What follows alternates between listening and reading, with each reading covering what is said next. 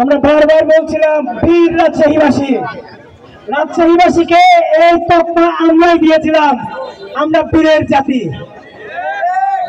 গত মাসের 5 তারিখে আমরা ঘোষণা দিয়েছিলাম আজকে বাংলাদেশকে আমরা ইতিহাসের সাক্ষী বানাবো। আমরা বানাতে পেরেছি?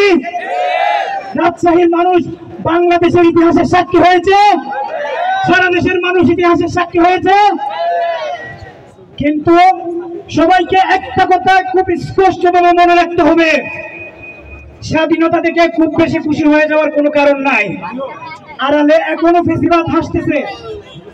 শেখ হাসিনা বাংলাদেশ থেকে পালিয়ে ইন্ডিয়া গিয়ে এখন বসে আছে এবং বাংলাদেশে আওয়ামী লীগের যে ভাষ্য ছিল, যদি আওয়ামী লীগ সরকার ক্ষমতা থেকে পতন হয় তাহলে অন্তত পক্ষে 2 লাখ আওয়ামী লীগের নেতাকর্মী মারা যাবে।